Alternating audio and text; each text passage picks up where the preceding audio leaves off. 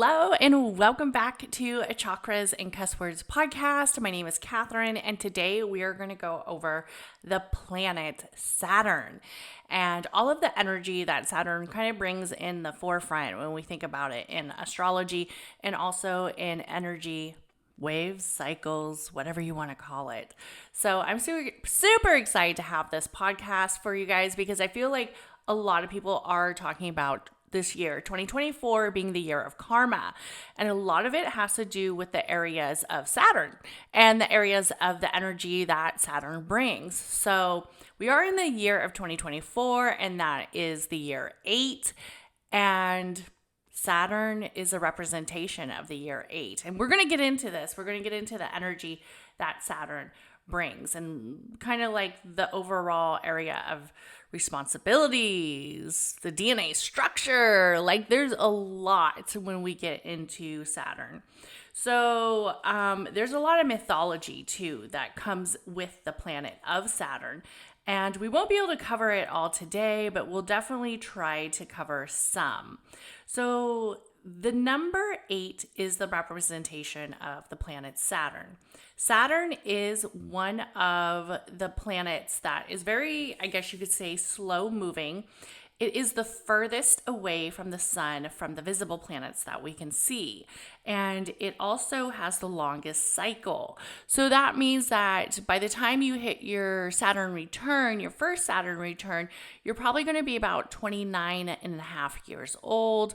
And we'll definitely get into the Saturn return because that's a lot of energy that a lot of people say, like, oh, your Saturn return's very difficult in your life, right? That it's kind of like this challenging time that we're going to be centered around our areas of structure and responsibilities and what it is that we really need to know, right? So Saturn also is the representation of not only the number 8, but the day of Saturday. Kind of makes sense. Saturn, Saturday. Also, the color is black. Ooh, black like Saturn's soul. And heartstrings, just joking. But when we get into the mythology that comes back from the area of Saturn, the god, the demon, that energy, it does have some dark ties. There's legends that believe like the spirit or the cosmic energy of Saturn was like sacrificing babies. Oh yes, it gets deep, dark, and a little cringy. Also, the metal is lead, and we have the stones that are jet, like onyx, black diamond. Herbs and insects are musk, chamomile, and poppy seeds and cinnamon. Which, when I think about the herbs, in all honesty, like the herbs say a lot, right?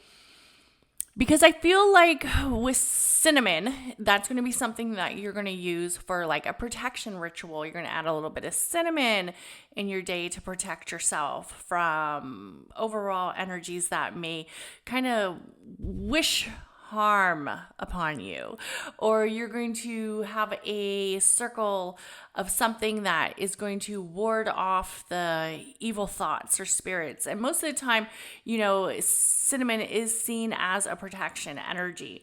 And also poppy seeds kind of reminds me of that area of like kind of like dark like luck. Like it kind of has that energy of like darkness to it. You eat too many poppy seeds, you might get fired from your job. You've got to take a drug test. That's all I'm saying.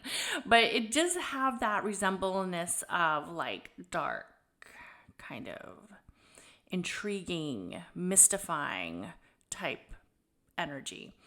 And then when we think about the plants, we think of thistle, yew, ash, and cypress. So Saturn definitely has its area of legends and cultures.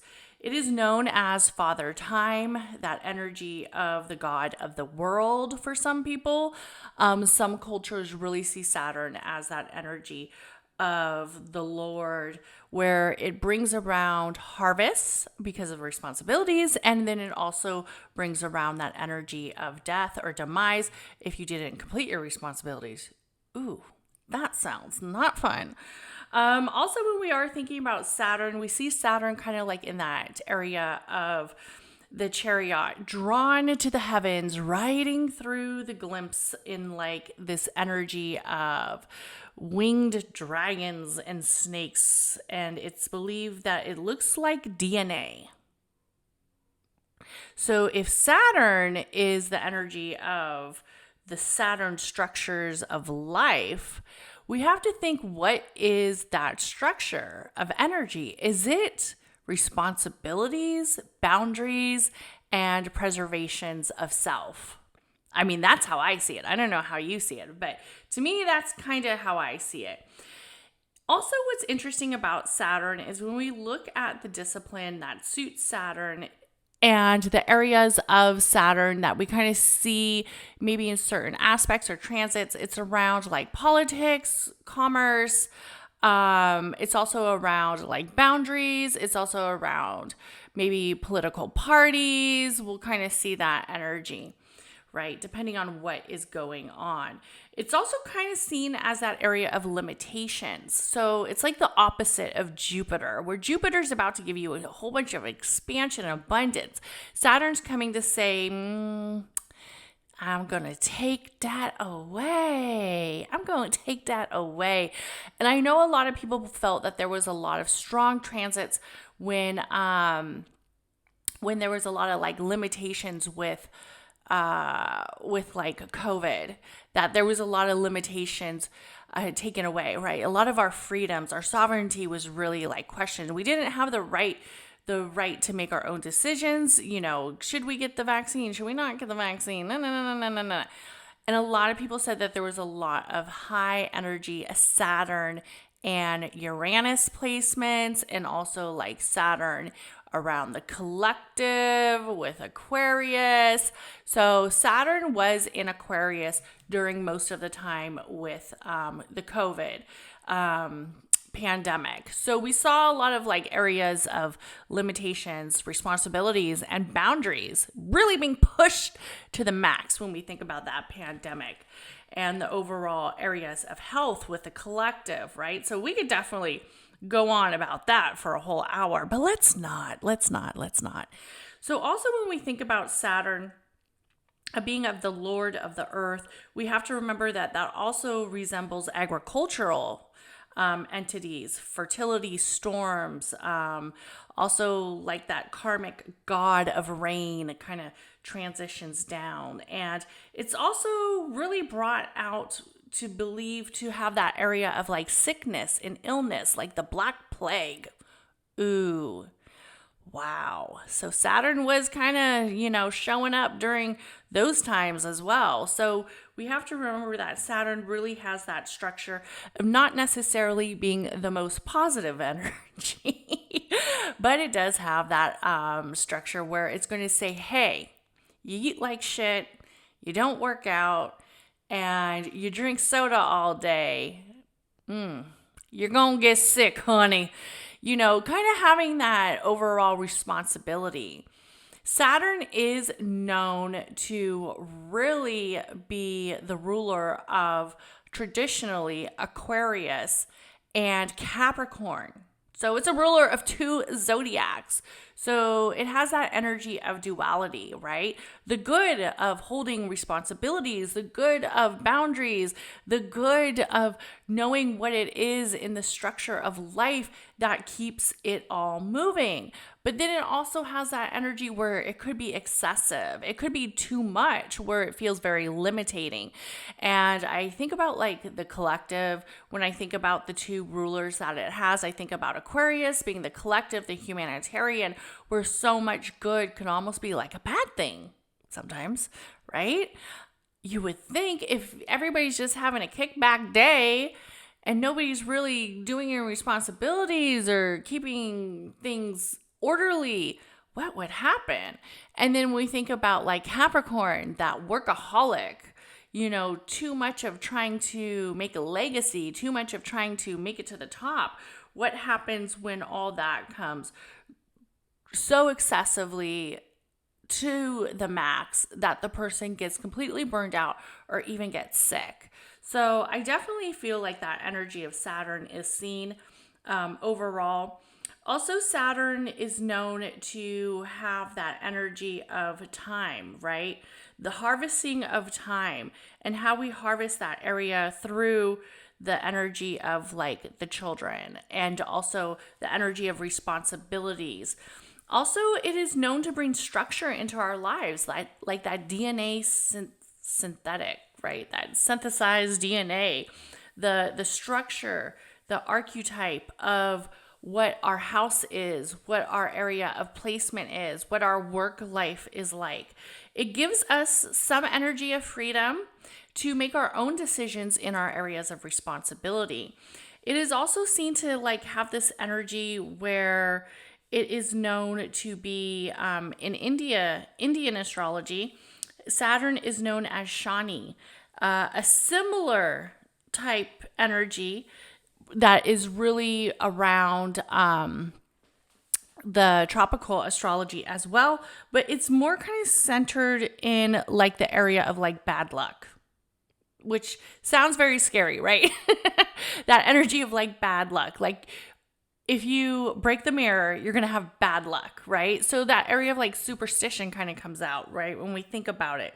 Also the energy of hardships and the overall longevity. How do you disassemble the bad luck and start to creating more areas of aspects when we get into, vowing to have a better lifespan, a better energy around us. Some of it could say it would be a structure of our own boundaries. Some of us could say it would be endowing in our responsibilities and understanding that the energy that we put out there is also kind of like the energy we receive. And then that's how we get into the karmic lessons that Saturn brings. So Saturn definitely brings a lot of karmic lessons. It does have that energy of bringing the structure of the karmic cycle, the 29-year transit alone is just, right at that time at 29 is kind of like the area of where we're deciding, if we didn't have children already, are we having children? Are we going to, live in that life? Are we going to create that legacy? And Saturn is the sixth planet from the sun and the seventh and last planet of ancient astrology. So Saturn has its area of being known as a very old planet. It has that karmic cycle. It has that beautiful ring. It's known for its stunning ring system. So the actual planet of Saturn is consisting mostly of ice, rocky debris, and dust. Although the ancient order had no telescopes to see Saturn's famous rings, somehow they knew about it. Saturn was known to be the planet of boundaries. It just cracks me up the shit they knew back in the ancient years when supposedly they didn't have all this technology, right? But Saturn was the second largest planet in the solar system. And of course, Jupiter is first. Jupiter's all about that expansion. It's big and bad, honey, but Saturn is the second biggest and baddest with that area of responsibilities. Ooh, it gets deep. It's like, how lucky can we be if we don't complete our responsibilities? I should have been a rapper. But anyways, it was named after the Roman god Saturnus, and it was seen to be equivalent to the Greek Kronos and the Titan father of Jupiter and Zeus. So Saturn had its own area of representation, right? It is kind of known as the elevation of the semicircle of the opposite of Jupiter. So that area of what is good can go bad if you don't do what you're supposed to do. Saturn traditionally ruled Aquarius and also is known now as the ruler of Capricorn for the most part. And that is the area of limitations and restrictions and the theme really of self-discipline. Understanding that we have to conserve. We also have that area of material resources. And while that area of abundance can come to us, we also have to know our responsibilities. We have to know our boundaries and our area of structure. And that's kind of what I feel like Saturn represents: the responsibilities, the commitments, the authority. And when we look at that authority energy, we might see it, like I said, in political structures, also the area of fathers and the foundation. And,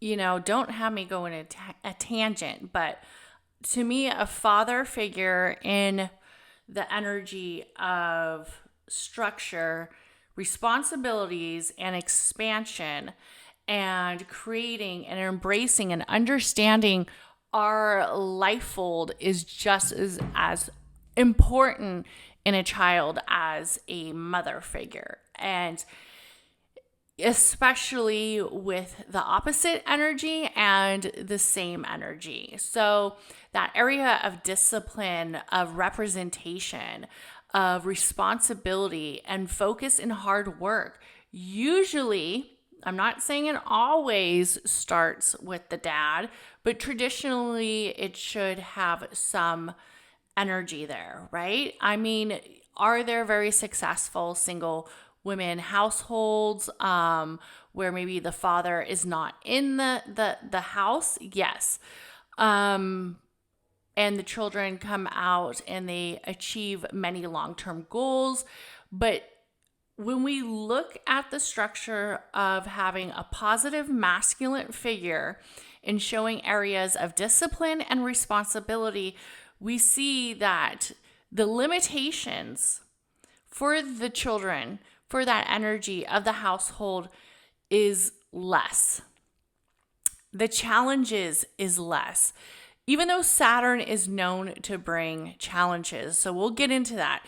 So the energy of Saturn is known to limit. It is also associated with limitations. When I think about Saturn, I do like to call it Big Daddy Saturn.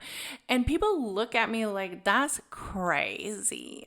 But in all honesty, a Big Daddy like Zaddy, some people call him Big Daddy Zaddy, Big Daddy Saturn. In all honesty, when we think about it, Saturn is saying like, yeah, no. No, you're not going to do that. Why? Because let's see what happens if you're too naive. Let's see what areas, if you have no restrictions in your lives. However, there might be challenges, right? In the opportunity of growth and development. But let's see if you were just having a free-for-all, right? If you were just living it up completely free, what would happen? What would happen, right? And it kind of makes me think about like, and like if we get into like the political structures, right? Like some political structures have lots of limitations, lots of challenges, lots of areas of constriction, where maybe some political structures have very little. And it's very loose. It feels very fun. Where is the accountability? And it kind of makes you wonder, right? What happens when there's no accountability, where there's no structure or order? What's going to happen? And Saturn really rules the structure systems, the order, to encourage us to establish our own areas of foundation and encourage us to have some type of regulations. Like there's reasons why there's laws. Boo-hoo. But it also, has that concept of authority and that masculine energy of authority and the relationships of authority in our lives.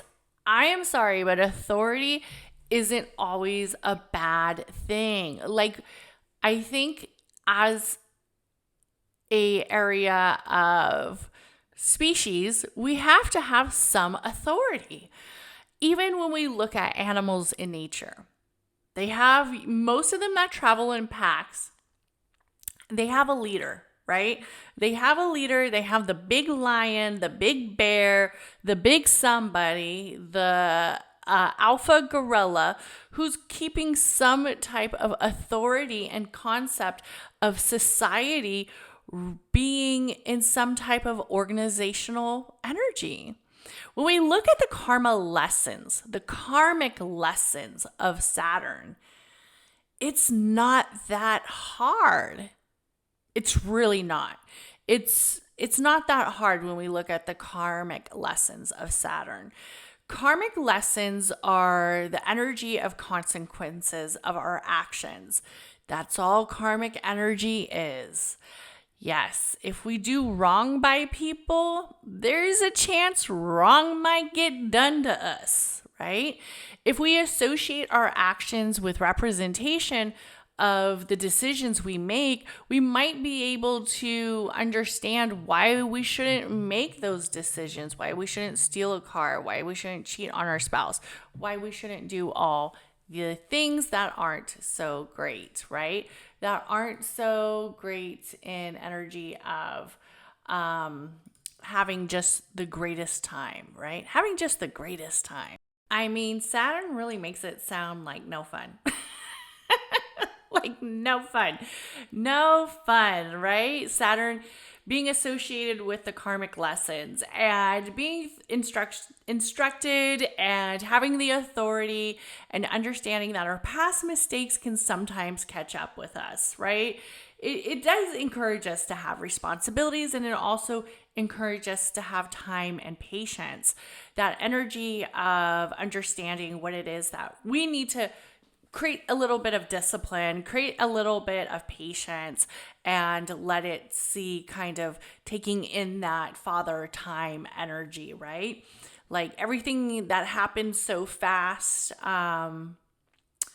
is it meant to happen so fast? Is it meant to happen at this warp speed?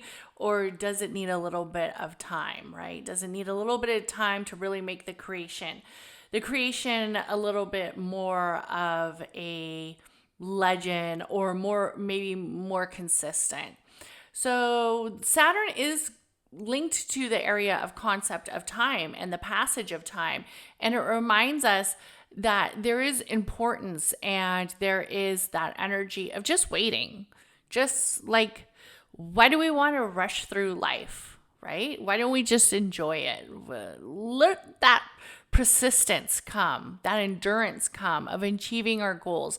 Yes, it'd be nice to have, our goals completed in a week. Yes, it'd be nice to have our goals completed in a month, but why are we rushing? What are we rushing for, right? And understanding that Saturn's influence encourages us to kind of look at the long-term overall aspects of our life, the long term, not necessarily looking at these short-term goals, these short-term areas, but looking at the long term. So when we see Saturn in the person's birth chart, it can provide some areas of where challenges might come up, also life lessons might come up, personality. Like we look at that leadership area. Every time I look at like Kanye West's chart, my chart, we both have a Saturn in Leo. So it's like, ooh, okay, we can see how those challenges come up. And also, there's energies around, like maybe if you had your Saturn in, let's say, like Cancer, there might be some energies of the home life, maybe some energies around the feminine energy, right? Maybe the feminine, the goddess energy, maybe it just feels very hard to tap into that energy. Or like, let's say you had a Saturn in Scorpio. Maybe there's a lot of restriction. You don't like to share. Maybe you're very keeping things from other people, or there might be some areas of influence where it's expressed through that placement, right? Of having like your Saturn in Scorpio, or maybe your Saturn is in Gemini. Maybe you have a hard time speaking up. Maybe there's some areas of limitations with creating certain things, right? Or maybe you actually do quite well with your areas of responsibility and communication. So let's talk about a Saturn return, because I feel like a lot of people want to hear about the Saturn return. The Saturn return is basically like this big phenomenon. It is like, when you hit your Saturn return, that is usually around 29.5 years. It's where Saturn returns back to the zodiac that it's in your chart. So for instance, if you had your Saturn in Pisces this year or probably last year, you would be entering your Saturn return. Of course, we would go by off of what degrees your Saturn is in your chart and what degree it is at, right? To have that full aspect of the Saturn return. Because we have to remember, Saturn is pretty slow moving. It stays in each zodiac for about almost like 2.5 years.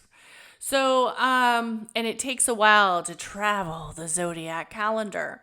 So it is considered significant and astrology, because this transit is supposed to kind of be like that period of time where there's some major life challenges and personal growth. The first Saturn return typically will happen when the person is about 28 to 30 years old, and it's also often associated like with adulthood, right? Do you got a job? Are you working? What have you done with your life? And I feel like this is kind of like a hard time for some people, this 28, 30-year-old mark. You're probably looking at adulthood. Am I getting married? Have I gotten married? Relationships are kicking in. The career path is kicking in. A lot of big life decisions, right? Do I buy a house? Do I not buy a house? Oh my gosh, what is going on? My word for advice: buy the fucking house. I know some people say like, don't buy.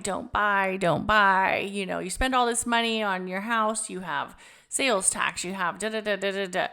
But what they fail to understand is when it's not yours, somebody could kick you out at any time, and you might not be paying that price that you are paying now. Like, for instance, there's people who are paying rent that's higher than my mortgage.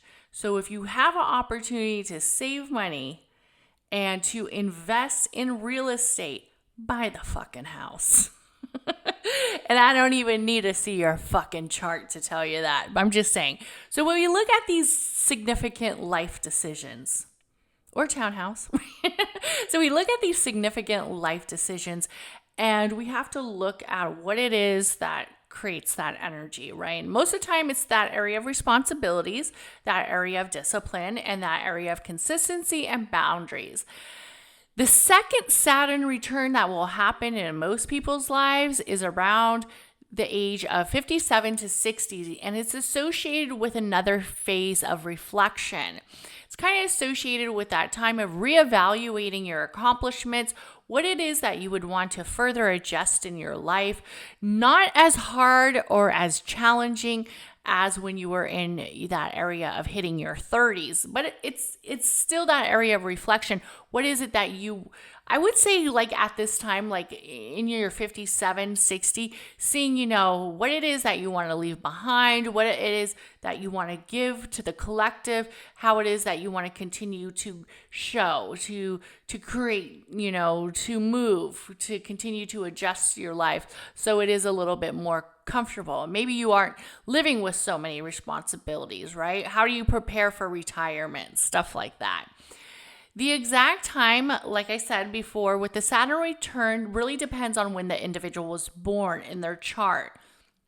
Yes, can they be hit with some areas of transition, some aspects as Saturn is in that zodiac, but in all actuality, the position of Saturn at the time of their birth is really what you want to look at. You'll look at the degrees. Some people may experience their Saturn return slightly a little bit earlier than the ages of the 28 to 30. So you got to look to see what planet and what zodiac that planet Saturn is and what degree it's at. And then when that planet of Saturn is transitioning back to that zodiac, what time frame, so you kind of see what degrees you are at. Overall, the energy of the Saturn return is here for responsibilities. It's here to teach us that energy of responsibilities, and it's also here to teach us that energy of movement and that energy of learning and of being one in creation of the challenges and the lessons and learning how we can improve and influence in our lives to be a little bit more comfortable, right? And to be a little bit more transformative, and how to take those responsibilities and this discipline on, how to use that Saturn energy. I would think somebody who has a lot of Saturn in their chart, it would definitely feel like they would be good at creating around their responsibilities. And also it would be like feeling like an energy where they had to kind of take their responsibilities in a whole and understood their discipline. I think they would be able to really take that in and really kind of hold it, right? And look at it in a way where it has a lot of movement in creation. I mean, in mythology, Saturn is also known as Kronos in the Greek mythology. So it's often disciplined in the area of a frightening deity. And we're going to talk about this, right? Because there are some scary little stories that have to do with Saturn. And with every beautiful light energy comes that area of the frightening associated with time, agricultural, and the cycles of death, right? And the cycle of life too. But here are some of the stories. So it is believed that there was the castration of Uranus is one of the most spookiest and scary stories involving Saturn. And this comes from Greek mythology. So Saturn was one of the Titans, and the children of Uranus, which is known as heaven, and Gaia, which is known as earth, and Uranus had imprisoned some of his children because, you know, Uranus is very rebellious and he's just freaking mean. And the Cyclopes and the Hecharonches within Gaia were very unhappy with him. He was on the shit list, okay? And they conspired with Saturn to overthrow him. And Saturn, being the evil, restrictive bully that he is, decided to castrate Uranus to basically make him sickle. And he did it with a sickle. I don't even know what a sickle is, but it sounds weird. And he basically had him overthrown, and he was becoming the ruler of the Titans. So Saturn is pretty creepy at times, right? That Saturn energy can be very constrictive, and just ask Uranus. Saturn also had this great fear of his children. I don't know why. But in Roman mythology, Saturn was known as the god of agriculture and in wealth. But he was also associated with time, like we talked about, and the cycle of nature, of life, and the cycles of life, and recreating and responsibilities. So according to some Roman mythology, Saturn learned from a prophecy that one of his children was going to try to overthrow him, or would overthrow him. Ooh. Just as he had overthrown his own father, Uranus. I'm telling you, this Greek mythology and Roman mythology stuff gets a little kooky. To prevent this from happening, Saturn devoured each of his children as soon as they were born. Oh my goodness, he's just going around eating kids. Like I said, Saturn had that dark mythology behind it. It had that dark area where it felt very yucky. However, his wife, Opis, the equivalent to Rhea in Greek mythology, managed to save one of their children. Thank goodness, because the children that she saved, that child that she saved, was Jupiter. So that she was able to save Jupiter, or known as Zeus in Greek mythology, and by secretly giving birth. So she hid her birth so Saturn couldn't, harm the baby, because Saturn was like devouring and eating his children because he was so worried that somebody was going to limitate him and take away his area of authority. So basically, she gave birth secretly on the islands of Crete and presenting a stone wrapped, swaddling in clothes to Saturn, which he promptly devoured. So he ate the stones instead. She's a very smart woman. Smart God, right? He promptly, wanted to devour his newborn son, that he just ate these stones, not even realizing what he was doing. Jupiter, so when we look at prophecies and we look at areas of storytelling and areas of the energy of, like, when we think about some of the predictions, right? The prediction ends up coming true because Jupiter eventually grew up hidden from Saturn, and he overthrew Saturn and the other Titans, becoming the king of gods. And we have to remember, Jupiter is the second biggest planet. That area of expansion took over, right? So this shows how Saturn has a lot of area of supremacy, authority associated with potential fear. So if you don't keep up with your responsibilities in areas of boundaries, consistency, you might get Big Daddy Saturn mad. And you got to live in that karmic energy, because that energy of what we put out will sometimes come back. So I want to thank everybody for listening to this podcast. If you haven't subscribed to the channel, please do. And also remember to share this podcast with a friend. If you would like to support this podcast, head on over to Chakras and Cusswords. Pick yourself out a t-shirt, or you can even sign up for a reading. I am doing readings again. They are very minimal, just on the certain readings you can pick, but we will see, right? We will see. But definitely we will see if you could support this podcast, because I would really appreciate it. All this hard work and Saturn energy, right? I'm just joking. The best way to support this podcast is to actually leave a comment and a review. It helps me move up the podcast ladder. So thank you so much, and everybody have an amazing day. Bye.